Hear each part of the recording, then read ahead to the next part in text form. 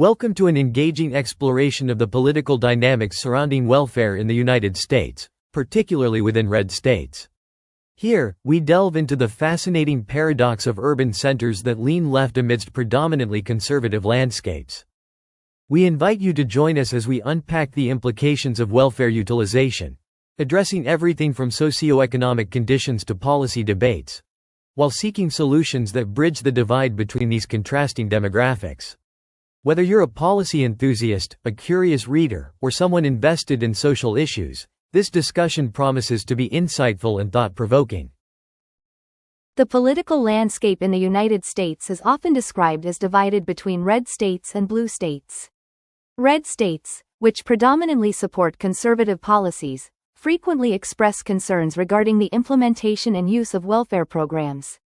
Ironically, several of the most populous urban centers within these red states lean left politically, presenting a paradox often referred to as the leftist city problem. This term encapsulates the growing tension between conservative political ideologies and the realities of welfare use in these cities. This examines the dynamics at play in red states grappling with welfare utilization, focusing on the implications for policy, demographics, and socioeconomic conditions. Welfare programs in the United States are designed to provide assistance to individuals in need.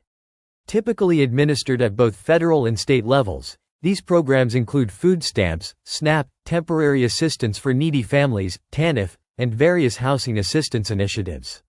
While welfare is intended to alleviate poverty and support the disadvantaged, the usage of these programs can vary widely.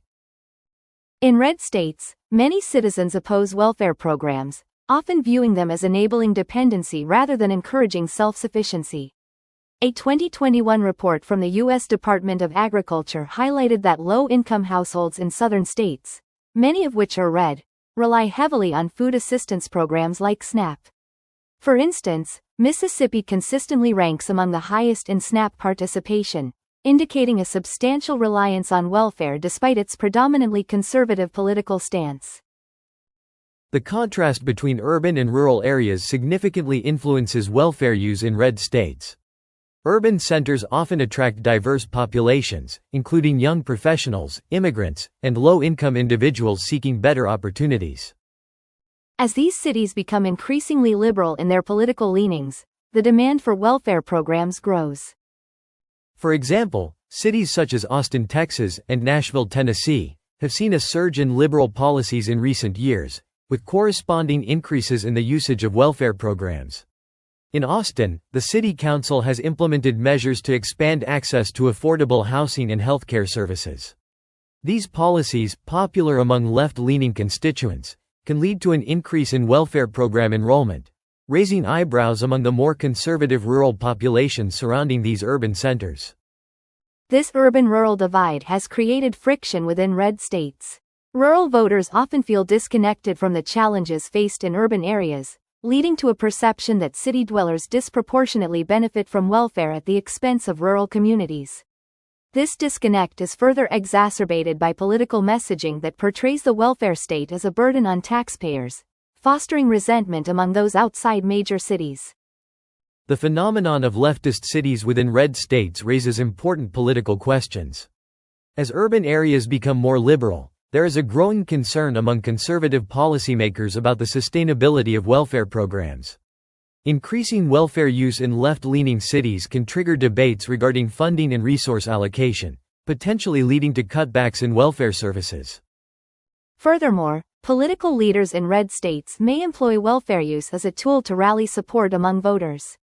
By emphasizing the costs associated with urban welfare programs, politicians can reinforce their agenda of limited government and fiscal conservatism. This approach, while appealing to their base, can also alienate urban voters who see the benefits of these programs as vital components of social safety nets.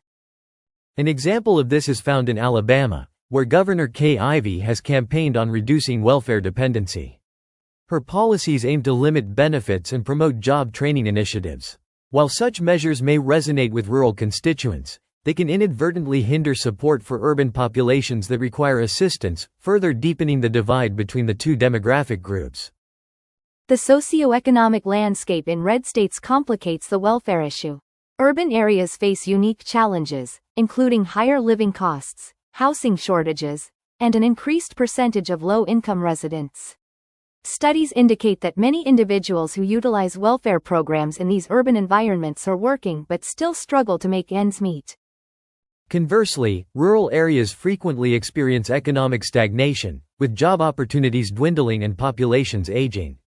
The reliance on welfare in these areas is often less visible, as many beneficiaries live in more isolated settings. This disparity can lead to different perceptions of welfare use, contributing to the political narrative that urban welfare programs disproportionately favor city residents. As a consequence, future policy discussions will need to address this socioeconomic divide to ensure that welfare programs serve the needs of both urban and rural populations.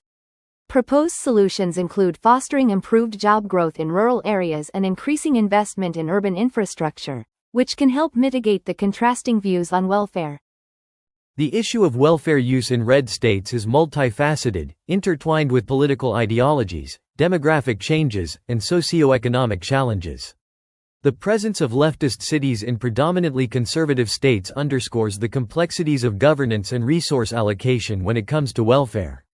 Understanding these dynamics is crucial for developing equitable policies that meet the needs of diverse populations. As debates surrounding welfare continue, a balanced approach that considers both urban and rural perspectives will be essential to ensuring the sustainability of these vital programs. In conclusion, the exploration of welfare dynamics in red states reveals a complex interplay between political ideologies and socioeconomic realities. The paradox of urban centers like Austin and Nashville, which lean left in predominantly conservative landscapes, highlights the growing tensions surrounding welfare utilization. While urban areas increasingly rely on welfare programs to address pressing needs, such as housing and healthcare, rural populations often perceive these benefits as disproportionately favoring city dwellers. This disconnect fuels political narratives that can alienate urban voters while rallying support among rural constituents. As we navigate this intricate landscape, it becomes clear that future policy discussions must prioritize a balanced approach that acknowledges the unique challenges faced by both urban and rural communities. By fostering job growth in rural areas and investing in urban infrastructure, we can work toward equitable solutions that bridge these divides. Ultimately, understanding the nuanced dynamics at play is essential for crafting sustainable welfare policies that serve all citizens effectively, ensuring that vital social safety nets remain intact amidst evolving political landscapes.